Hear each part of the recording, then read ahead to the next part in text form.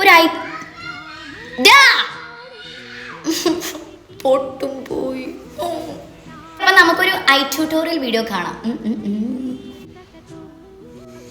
എടുക്കുമായിരുന്നു side. ഞാൻ eyeliner കാണുന്നില്ല എന്ന് ഞാൻ എൻ്റെ അമ്മയോട് പരാതിപ്പെട്ടപ്പം കൊണ്ട് കളഞ്ഞതാ. നിന്റെ കാര്യങ്ങൾ നിനക്ക് സൂക്ഷിക്കാൻ വയ്യ, നീ കൊണ്ട് കളഞ്ഞതാ. പിന്നെ അമ്മയുടെ ഡ്രോയിന്ന് കണ്ടുപിടിച്ചപ്പോൾ അമ്മയ്ക്ക് ഒന്നും പറയാനില്ല, നിശബ്ദമായിരുന്നു. പിന്നെ എൻ്റെ കാര്യങ്ങൾ എനിക്ക് സൂക്ഷ്മതയില്ല, ഇങ്ങനെ കളഞ്ഞു മുക്കിനൊന്നും പറയാനും പറ്റില്ല. ഞാൻ കണ്ണെഴുന്നതിന് മുന്നേ ഒരു ട്രാൻസിഷൻ വീഡിയോ എടുക്കണമെന്ന് വിചാരിച്ചു, മറന്നതാ. പിന്നെ ഒരു കാര്യം എനിക്ക് പറയാനുള്ളതെന്ന് വെച്ചാൽ, ഞാൻ കഴിഞ്ഞ ദിവസം ഞാൻ അമ്പലത്തിൽ പോയപ്പോൾ ഞാൻ ഇവിടെ എത്തിക്കഴിഞ്ഞിട്ട് ഞാൻ 1-2 മെസ്സേജ് റിക്വസ്റ്റുകൾ കണ്ടു. ഒരാൾ പറഞ്ഞേക്കുന്നത് കണ്ടപ്പോൾ മനസ്സിലായി, മിണ്ടാൻ വേണ്ടി അങ്ങോട്ട് വന്നപ്പോഴത്തേനും ഞങ്ങളുടെ അമ്മ പിടിച്ച് വലിച്ചുകൊണ്ട് പോയെന്ന്. അപ്പൊ ഞാനിപ്പോൾ വീട്ടിലെത്തി കഴിഞ്ഞാൽ അത് എങ്ങനെ അറിയാനാടാ? നിങ്ങൾക്ക് വന്ന് എൻ്റെ അടുത്ത് മിണ്ടണം. അതൊക്കെ പ്രത്യേകിച്ച് എൻ്റെ വീട്ടുകാരുടെ മുന്നിൽ വെച്ച് അതൊക്കെ എനിക്കൊരു ഹൈപ്പർ സന്തോഷമുള്ള കാര്യമല്ലേ? പൊന്നാടുകളെ ഇതുപോലെ തന്നെ എഴുതണം. കണ്ടില്ലേ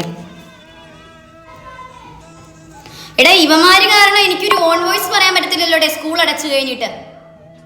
ഓയ് ഒരു പാണ്ട കിടക്കുന്നു വീണിതല്ലോ ധരണിയിൽ.